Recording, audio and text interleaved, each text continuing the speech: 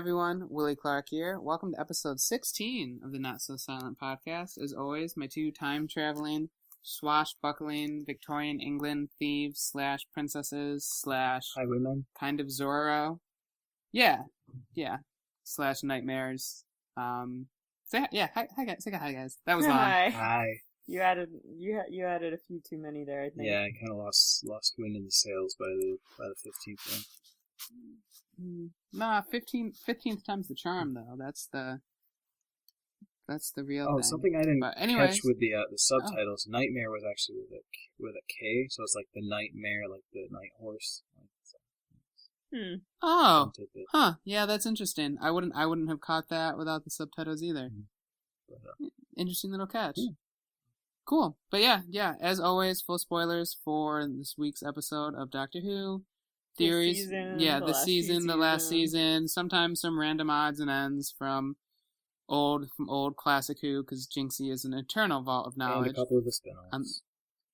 And the spin-offs too. But, also, just as a preface, this was written by Catherine Tregan, so I'm trying to include the author in these since they're kind of a big part of it, and she also wrote some Torchwood episodes, if anyone was confused why. They hadn't heard of it.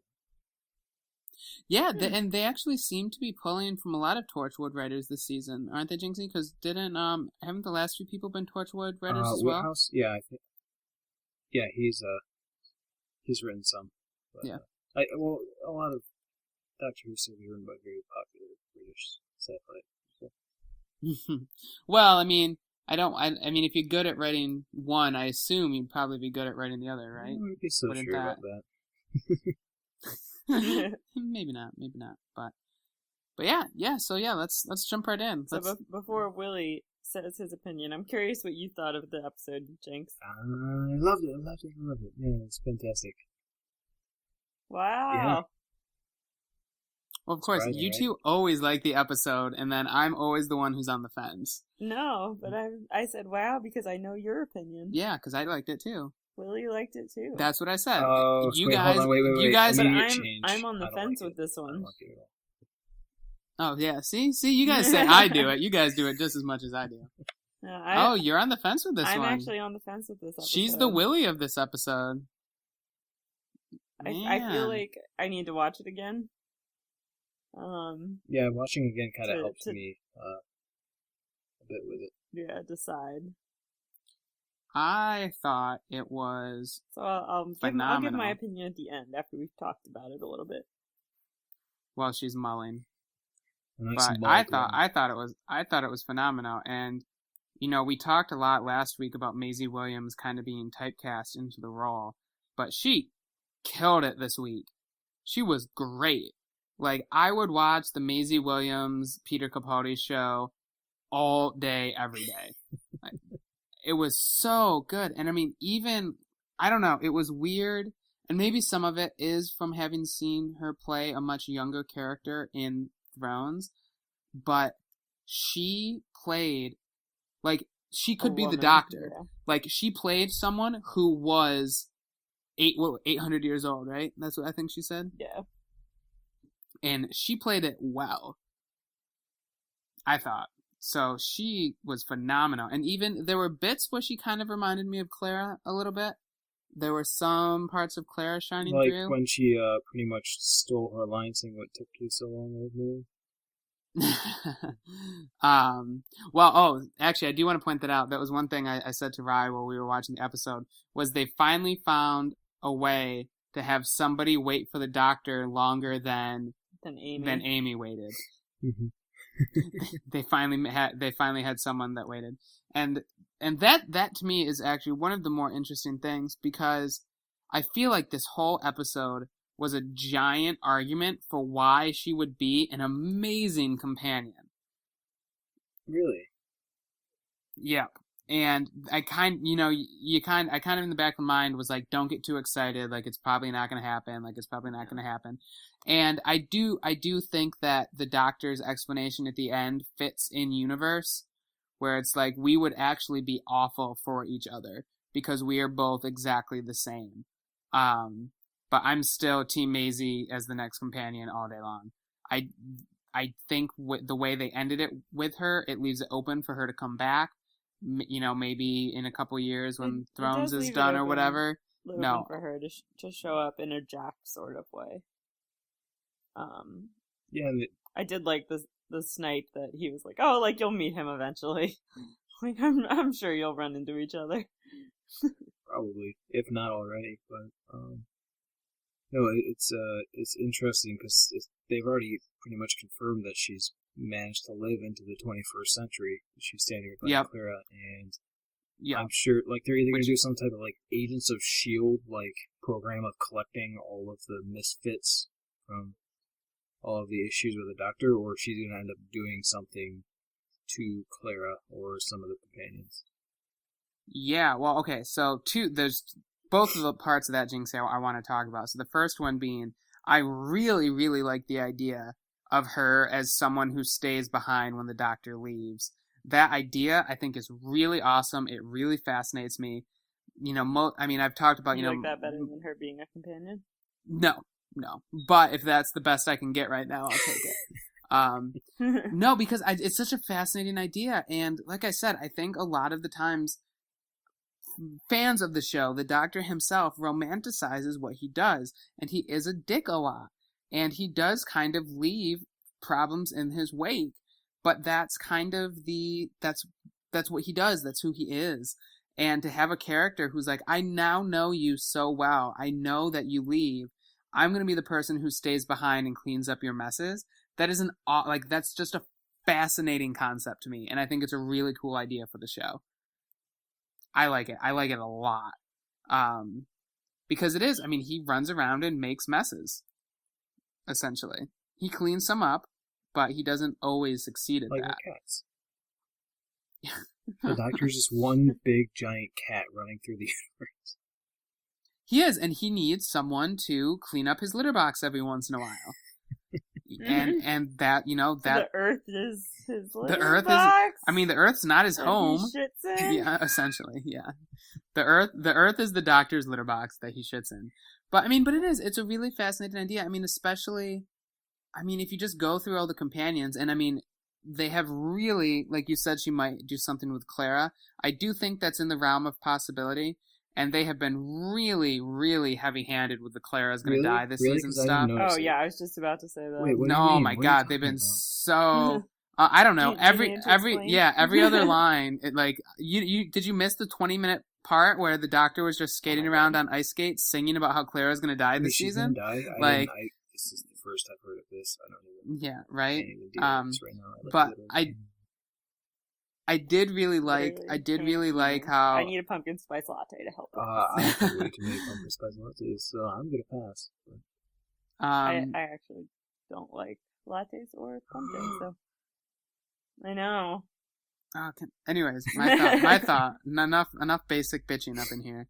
I did really like how she's like, how many Claras have you lost? I thought that was a really interesting way of putting it. Because she's so similar to the Doctor. Like, obviously the Doctor keeps his companions separate, but I can kind of see the argument that to the Doctor, it's just he needs somebody else, and that somebody else is always constantly changing. So I did really like her point that, like, how many Claras have you lost? Like, 3. It's only a matter of time before you lose here, too. He's lost 3. 3 Clara. Well, yeah, okay, let's not even get into how many times he's lost Clara and she's come back. Victorian Clara. That's a whole different ball of time wax. But yeah. So I thought that was really cool, and like I said, just seeing the two of them interact was a lot of fun. And yeah, she showed her chops. I thought this week. I thought she had some good shit. She's definitely not cast on one of the top billed shows for nothing. Well, no, I'm not. She does Arya really well too. But I was saying I didn't quite understand why they picked her for this role. Besides, it was like, oh, we're gonna have her do something that's kind of like Game of Thrones. But what they needed an actress who can really hold her clout in a variety of situations. Yeah, and I think that was showing what she did this episode I thought was great. And yeah, I really wish. I know they were toying with the idea the whole episode about her being a companion, and her over Clara any day. What? Any day. And I do understand it's kind of a cop-out, but it makes sense in the universe where the doctor's like, you just wouldn't work because we're too much alike. But I think those two would have a lot of fun together. Yeah, the doctor realizes he needs a human companion. What did he call them? What? Mayflies. He had a word for them. Mayflies, yeah. He needs a mayfly. Because, like, he can get lost, and, like, in the way that she was lost, she's like, it doesn't, her mentality throughout the episode until the end was, it doesn't matter who I kill because their lives are so short anyway. Like, in her mind, like, when she was like, he's gonna be dead in a minute, like, yeah, mayflies have super, super short lifespan. It's such a fascinatingly dark take on life for this show, too. I mean, just the thought that, like, I don't know, I thought it was really interesting how grounded her immortality was, that, like, you know, and I say that for a show about an alien that time travels, and that is now keeping her alive through some type of alien technology, but that her memory doesn't stick around, because human memory cannot possibly remember that much stuff, and she has to write everything down. I thought that, like, that's a really interesting way to deal with, you know, something like memory. Like, she can't remember 800 years. The human body was not meant to go through that. Yeah, that was interesting, talking about the sort of... It was interesting and annoying to me that they talked about the biology of that, because it was really cool that they addressed that, like, yeah, her mind is not constructed like that. Like, the doctor's easily could be. Which would explain why he has more of a memory. But even he's started having problems recently, too. He'll mention, like, oh, like, I think I fought these guys before, but I'm not really sure. So even he's getting there. Had that issue. Well, I mean, yeah. I'm not saying that's anything necessarily new, but I'm saying he has his limits. But yeah, they don't seem to be quite the same as what hers are. Yeah, like, I don't think he would ever forget his, like, name. You know? Yeah. Well, his name isn't the doctor. Maybe he has forgotten. Maybe that's the big secret about his name, his dark past. He just doesn't remember who he is. His name's me. His name's me. He told River his name, yeah, right? He probably said, I don't know what it is. I forgot so long ago. I'm actually named Solo Conlate. That's funny. Yo, if you guessed it, if that's his actual name, that's pretty impressive. I will retire from life if I actually ended up guessing it. When? Yeah, but it didn't. What I don't enjoy, or the one part of, and this is the bio nerd in me coming out, that like, they addressed her memory issue, but they didn't address her, like, the aging thing at all. Like, a body being in constant repair shouldn't theoretically keep you looking the same age, but that may have been just more logistical on their part. Let's wait 20 years. I mean, I did kind of wonder about that, especially with her, like, having babies. Like, I was like, she was a little girl, and, like, obviously she's aged. I think she was, like, they were trying to pass her off as being, like, of age to have kids. Yeah. Well, the other thing... Yeah, I took her as, like, a teenager. The other thing I kind of wondered, too, was... I'd have to go back and watch the first episode, but I feel like they made her look older this episode. Not, obviously, they didn't, like, put her in old person makeup so she looks like she was 80. But I feel like they did something to make her look older. I think she was just carrying herself older. Yeah. And that's possible. That's possible. Which would happen with life experience. Yeah. For perspective, this is the animal biologist in me. The lifespan of a mayfly lasts from, like, half an hour to 2 days max. So if that they were calling humans mayflies, picking a particularly short-lived species. Mm-hmm. Well, to them, I mean, if you live forever, it does seem. Yeah, that's what but yeah. Well, this episode was off for this species. Yeah, that species was not just a random bug. It's a bug that's known for their short life. Interesting. But yeah, okay. So I've gone on. What do you got? What do you think, Jinxie? About what?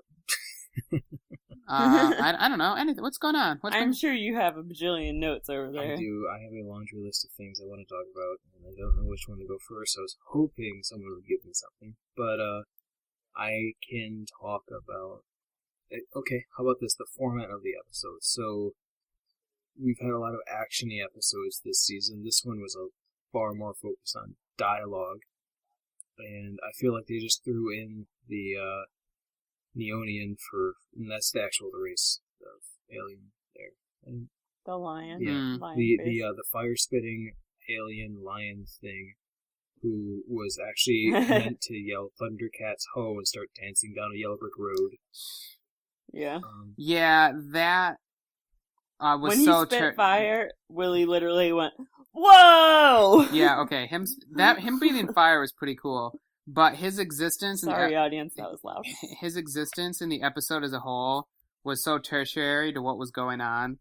Well, I think that was the point. Yeah. And that's what I was going to get to, is that this is focused more on dialogue, and like he was there as just like the plot device, or like to push the plot forward a little bit. Yeah. Yeah, I agree. What's the term? I had it written down. They could almost have removed him, as much as I'm cool with fire breathing lion people. But yeah, you're right about that, Jinxie, and it's actually really interesting that you mentioned how it was one of the less action intense episodes this season, because I actually felt like the most like energized and engaged this episode out of I think any of the other episodes. Maybe not any of them this season, but it's definitely leading. Like, and I mean it is a long show, at 40-45. But I feel like I was like, whoa, like I'm really curious to see where this is going. Like I feel like it had great momentum for it being a very dialogue heavy. I mean, well, the 99% of that they weren't just standing there talking at each other. Like if it had been the entire like bar scene for the, but like they went on a robbery. They were that. By the way, that initial robbery scene, I could not stop laughing. That was absolutely fantastic. But oh, I know, and it was so sad because she thought he came back for her, and he was like, you were just, you were a coincidence. Hey. Like, I didn't. You left me in a leper colony? You seem to be doing fine. Huh. But yeah, I was actually half expecting the orange lights that we saw at the beginning. I thought those were going to end up being just the doctor's beeping machine. Doctor's beeping machine. Yeah, instead of some like cat. I like how they had the cat's eyes light up at night, like they kind of sort of actually like do. they do. Yeah. Like they do. Like yeah. They do. But yeah, it was for all that, for being a very dialogue heavy episode, I thought they pulled off everything they were trying to do quite well. I mean, yeah, I could give or take the Sam, the dude being hung or not hung, whatever. Mm-hmm. And the same with the lion. Like I feel like those plot points at the end could have been the quick. Yeah, Sam's with the quick. I feel like those plot points could have been absolutely anything. I also thought, like, I was not buying Sam at all. I don't know if his costume and makeup weren't good or he just wasn't a good actor. I'm not sure which. But I did not like him. I loved at it. all. It was fantastic. Oh, all of those Yeah, puns. I liked Sam better than Lion Face. No. Oh, what? Lion... Sam can't even breathe fire. How is this even a competition? Surprising. You can do puns. Sorry. That's all you need. All you need is puns. I actually listened. Yeah, I was the pun and the doctor scene. I was just thinking like, Tumblr's gonna have so much fun with this. Like, because wait, guys, I mean, Tumblr is like 90% puns and 10% people going, "Oh my god, stop making puns." I still can't get over it that you guys like someone who doesn't breathe fire more than someone who breathes fire. Surprisingly, that's not actually the characteristic I look for in people. I feel like that should be like literally the characteristic you look for. Like, does this person breathe fire? Badass, awesome. This person doesn't. Get them the fuck out of here. But you don't. Oh. Yeah, but I'm not on a TV show. No one breathes fire. But yeah, so the lion for me, I felt like was more of a plot device than Sam Swift, because like his sole purpose was basically to like give her a portal, right? Like that was his service. Yeah. He was supposed to be the reason that she like learned about this portal. But being alive for 800 years and like as much reading as she seems to do, like they could have completely eliminated the lion and be like, I've learned about this amulet that will open a portal and I have to kill someone to use it. Like, yeah. If she had just said that, I would have believed it just as much as this alien crash. I think the point of the lion was she needed to make a decision that was going to that would cost a life, but that would also end up endangering people. Like, if she had just opened a portal and the portal hadn't started firing, she never would have realized... Well, that would have happened with her without the lion. Well, I mean, maybe we don't know that. Not. I mean, yeah, yeah, that's what I'm saying, is it needed... Whatever decision she made, it needed to have a negative consequence on more than one person in order for her to realize that she actually did like some people. And I thought they developed... that she had some hope or love or whatever left. Mm-hmm. But I think they actually developed and I remember the term. It's a MacGuffin or something of that. Yeah. He was essentially a MacGuffin. Yeah, but they both were, and they both set up their plot points relatively well with very little screen time. But I felt like with such little screen time, they had us invested in the characters still. And I think that's ultimately a really good... Who are you talking about? Fire breather and not fire breather. Sam Swift the Quick and Leandro. I don't know. I hate it. I did not like Sam Swift the Quick at all, and I also think that is such a waste of the Eternity Cube. That's what I'm gonna call it now. Eternity Chip. What? Maybe saving the entire Earth? No, I mean, I felt bad sort of for her with it because like she'd saved it for 800 years. She hadn't found somebody that she like cared about enough, and that her hand was forced with this guy. Ooh, but it's so deep. She didn't find one Yeah, you're right. You called me out on that one, Jinxie. You're right. She didn't find one person that was worthy. She found a race that was worthy. Mm-hmm. I said that. Whoever said it. Someone said that, and yeah, that's right. She didn't find just one person. It was the entire race. I mean, that was to save them, but this dude may end up being immortal with her. Well, the little point at the end where the doctor's like, yeah, and that probably used up all of the energy in the chip just to shut down the beam. I don't know. You just made that all up. And you're like...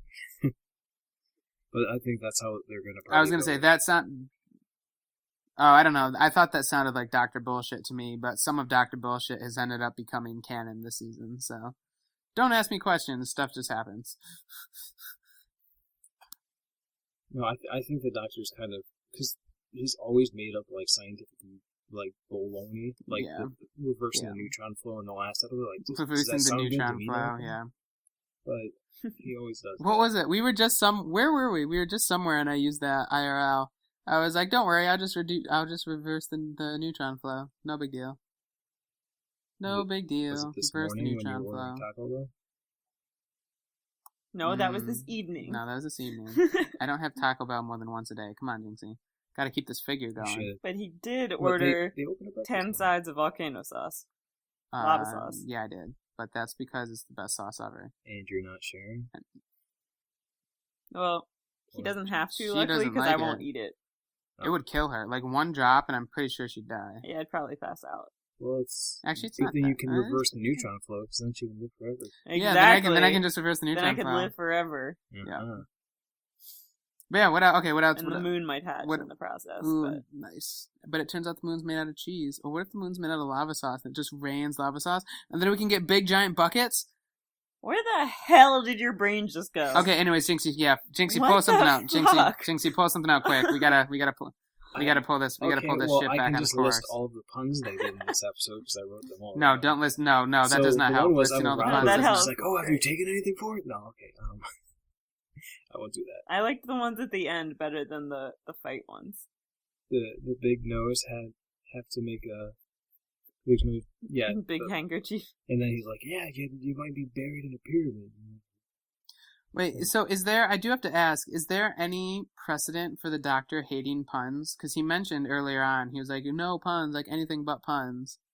Well, I mean, I think that's just Peter Capaldi grumpiness. Yeah. Though I wasn't sure if... from Robin, the Sherwood episode from last week. Like, I'm on the record for hating banter. Because he, mentioned the Robin, or that he hated, or Robin that he hated banter. That was a good callback.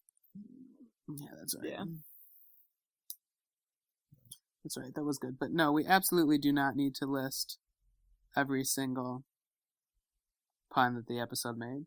Well, the doctor seems to be running out of patience, so I don't know what else we can list, What are you sighing for? I think I just took it as a grumpy old man thing. Like, that was at least the beginning of Capaldi, that would have been completely expected that he'd be, grumbling about puns. Yeah. I feel like he's gotten less grumpy this season, but he's more angsty, but he's less old man grumpiness. Yeah, that's true. It was also, I don't know, so it was also interesting how little Clara there was this episode. Oh yeah, the first 5 minutes I was like, did I miss something? Yeah, where is Clara now? I almost thought they were gonna do something really cool and have her death be off screen. Oh my god, that'd be terrible. Have her just be Clara died already. The fans would revolt. Yeah, it'd be ballsy. She deserves an on-screen. I mean, you could sign off. You could have it come back later. Do it next episode. Be okay. No one would ever believe she was dead. Okay, no, but then it's just you in every Game of Thrones. No. Back up. And then I'm saying next episode could have been him being okay, Maisie, now that you're my new awesome companion, let me tell you how Clara died. Perfect, mystery solved. But yeah, it was weird that they didn't address it throughout the whole episode. I think they were kind of playing with the idea of, one, let's see how well these two work together. Two, I mean, actually, yeah, doctor being alone. Yeah, well, not necessarily alone, but what would happen if the doctor's here without Clara and with her? I'm just surprised that because Maisie didn't ask at that point, right? She asked how many Claras have you lost. But when he showed up, why? I felt like she would be so where's Clara? And then they could have been she's teaching. Did she ask? I thought maybe she didn't. No, she was more Clara's still with you or something, because I guess you probably just assumed Clara was dead by now. She's been seeing everyone just die. Yeah, that's right. She did say something. She's can we discuss the whole a Shielder wanting to be taken from Earth by the Doctor? Why would it have been so hard for the Doctor to just drop her off on a different planet and say, play for a couple every 100, or even even just a different century. Here, okay, now see the 21st century for stick around here for 50 years. Okay, now let's go a little bit further into the future. Explore different time periods. Don't make her live all the mundaneness through them. Yeah, especially don't make her live the time before. Yeah, I was gonna say, don't make her live before people got iPhones. At least jump her up to current day. Right, but no, for her that would be so fascinating. Imagine having that jump in technology. That's actually a really, I'm really sure good point. It would be amazing for her, and that she would be able to be fascinated enough for a while, and then do another jump. Yeah, that's a really good point. He kind of doomed her to live every day, every hour. Maybe he was worried if her he let monologue her was. in the TARDIS, then she would just run around in there and I could picture That's probably what I would do. Maisie Williams, get back here. No, I don't want to. I don't know. I mean, I'm still saying she would be a fucking kick-ass companion. I still want that one engineer guy from Orient Express. No, my all-time... Okay, so my two... This is a side topic, but it's a side topic about Doctor Who, so it counts. My all-time two favorite possible companions. And the Doctor... No, the Doctor is sexist. He only picks hot girls. No, he and Donna. But besides that, he only picks, young, attractive girls who are, pawning for him. Diss on Donna, Jesus. I mean, but he didn't pick Donna because she was an attractive girl, hitting on him. The rest of his companions, that's how he picks them. He picks the doughy-eyed ones that are all, swept up in, the romanticism of the Doctor. That's what he does. What about Jack Harkness? Jack Harkness was doughy-eyed for the Doctor, too. Mm. He wanted that Dr. D. He totally... They totally had three ways, him, yeah, Rose, and he Jack. totally wanted that Dr. D. Anyways. Oh, yeah, I'm curious who your my two are. favorite are the dude who he's now running some late-night television show. He was the heavier set dude who the doctors visited him twice. Moved into him? Yeah, when the roommate with Matt Smith. Yep, with Matt Smith. I can never remember his name. Oh, he was phenomenal and would have been a great companion. And then the other one is it's not Rose's, or it's not. It's her grandfather. No, it was not her grandfather. It was the other old man in that Christmas special. I'm pretty sure it was No, it was not Donna's grandfather. Donna's, yeah, not Rose's. It was not Donna's grandfather, though he would be my third choice, would be Donna's grandfather. But at the very end, I think it was the Titanic Christmas special, there was an old man who was along for the ride that episode who asked him to take him with him. He was an alien who had nothing and just, like, gone on and lied about his transcript about being an Earth expert and gave himself, like, 30 million pounds worth of credit. Yep, those are my two top choices. Yeah.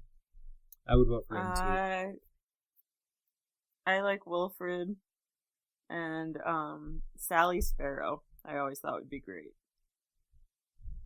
Well, we do have the girl from Blink. If you don't know that name offhand, I just googled it. So I was trying to be as cool as Jinxie and know all my facts. I knew it, but that's only because I just watched Blink recently.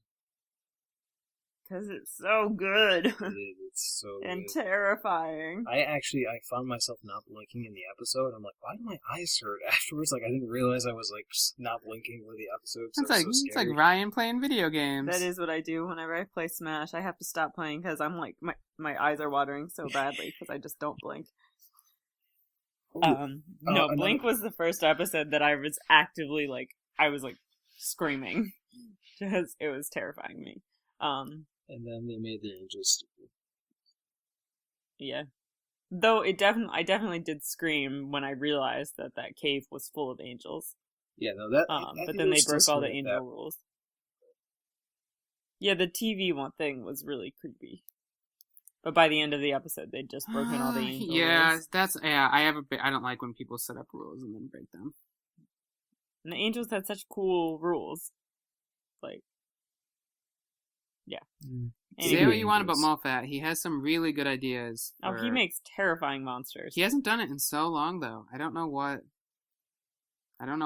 Empty Child? Holy crap. The first couple episodes he did for the show were some of the best episodes of the show and were some of the scariest episodes of the show. I think you gotta tone it down as the showrunner, and also you're not directly writing the script, so like the writer probably comes with the idea. And then, well, and also, I mean, he is the showrunner. He's not running. His focus isn't on an individual. You know, he's got bigger picture stuff, I'm sure, to worry about. Mm-hmm. Oh, fun though. My choice for companion, I get my choice back with Osgood. I'm very happy about that. Oh yeah, showing up next week. Yeah. I don't like her. I was wondering when that was going to happen, though. Like, they kind of just left that whole, like, oh, by the way, Zygons are just sitting around here on Earth now. Like, I was wondering when they were going to, like, yeah, maybe we should address this. Yeah, maybe. I mean, I guess it doesn't really matter when they address it, because time functions non-linear. Yeah. Yeah. But, yeah, I knew I knew the name Zygon from something. Yeah. I also think that's what Blorgon. They use Blorgon in Community. Yeah. It's Blorgon. That's their name. That's their name. For Inspector Spacetime. For the Inspector Spacetime Daleks. Yeah. They played the theme song of Inspector Spacetime at one point in Community, and it's remarkably similar to Doctor Who. Like, we were a little surprised they could get away with it. Yeah, you can get away a lot. You can get away a lot with the parody clause. But we are back to Earth with the Zygons next week with a Zygon revolution. We didn't leave Earth this week either. Oh, yeah, I guess not. I guess this was, I guess this was also Earth. I did like the little things he was warning her about. Like, oh, like there's a big London fire. Like, ah, shit, I meant to warn you about the blackout. Doctor was there for and knows the cause of it. Yeah. I feel like we haven't had. She was like, maybe I started it. Yeah. He's like, nah, you didn't. I do want to mention we haven't had one of those episodes in a very, very long time, and I feel like those were always like the historical episodes where it's like, oh, like the Doctor caused Pompeii, or like the Doctor, met Shakespeare. We haven't had a whole lot of historical ones. The only one that comes to mind is Robin Hood, and this is borderline historical. It was going back in time, which we don't do very often. No. And they had some interesting things like the Battle of I'm forgetting it because I didn't write it down. Battle of 100 Years. Oh, and they were in Tyburn, which is fun fact where Oliver Cromwell was actually hung. And it was also funny to see the Doctor reference Cromwell as the I did think it was really cool that they actually mentioned Cromwell. I did not know that that's actually where he's hung. That's super funny and awesomely ironic and a very good detail for the show. Yeah. Along with the posters on the back wall. It was like all these people getting hung. I actually have no idea if they were of significant or not. But that's like, funny. Does Heaven Speedy and Matthew Clark ring any bells? Okay. The Doctor Wanted poster would make a pretty cool promo poster. I'm actually getting that on my wall. Oh, I was gonna say, I'm sure it's a T-shirt at Hot Topic right now. I'm sure you can. Yeah, I'm sure you can get it as a T-shirt at Hot Topic. They're pretty quick on. They're pretty quick on their season. Their turnaround for the season merchandise. I'm sure we'll have Long Live Clara T-shirts soon too. No, I'm pretty sure. But I want. Not me, but I want.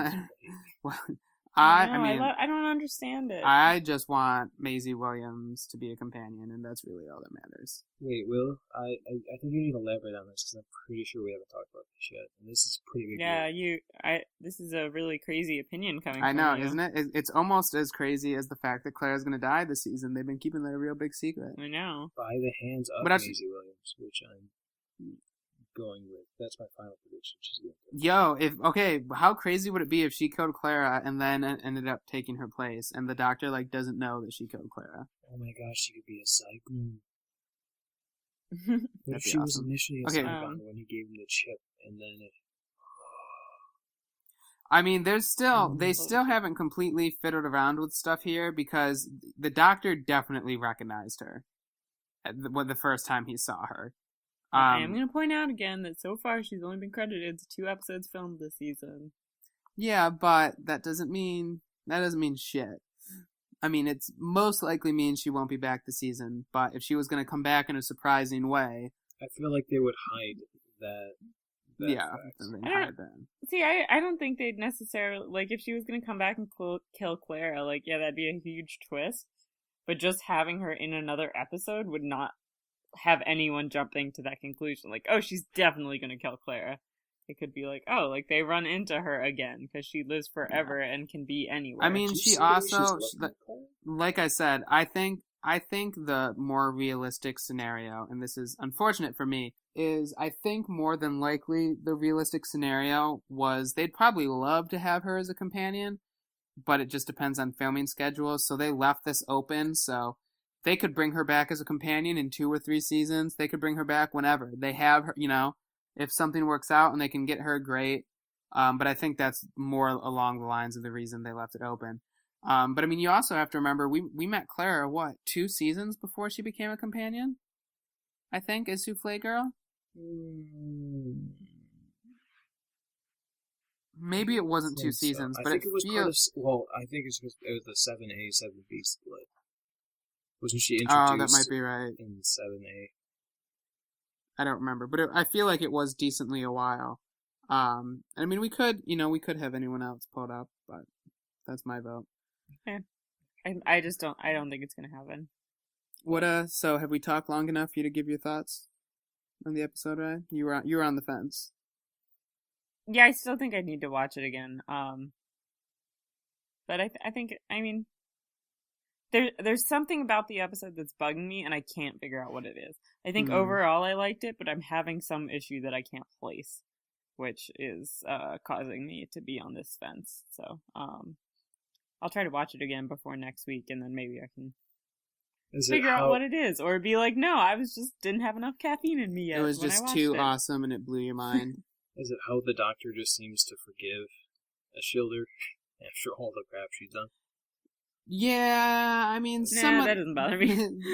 No, there were definitely some weird, like, they definitely kind of rounded out the edges of the plot at the very end of the episode and just kind of made it like, oh, she did kind of, try to kill someone just for her own selfish good, but then she came around, so the doctor was okay, and everyone lived happily ever after. But they did kind of, play around with that a little bit just to make it all work within the time they had. But I do agree with you there. It wasn't quite as tight and, lined up as I would like, but. It kept making me feel, their references to mayflies just kept making me be like, oh, I'm so glad I don't, like, intentionally step on bugs. Because I'm like, oh god, I'm such a hippie right now.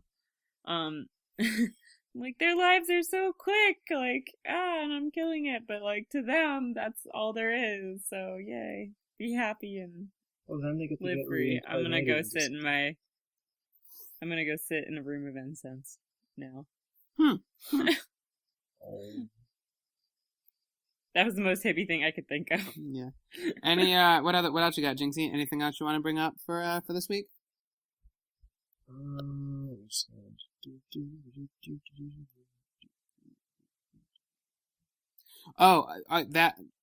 This is just a quick point while you're thinking of a point.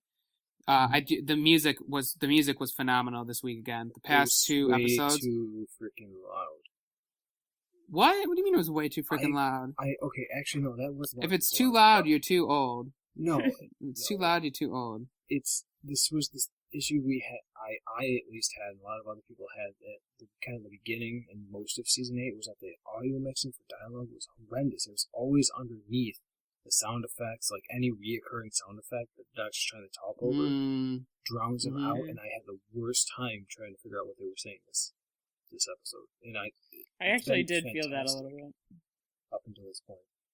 But I do remember that was a big problem last season, especially with Capaldi starting, because his accent was very thick and he talks very, very fast, which I think also compounded the efforts. But yeah, audio mixes can be a pain sometimes. Yeah, I'm pretty sure I asked, like, what did he say? A couple times this episode, yeah.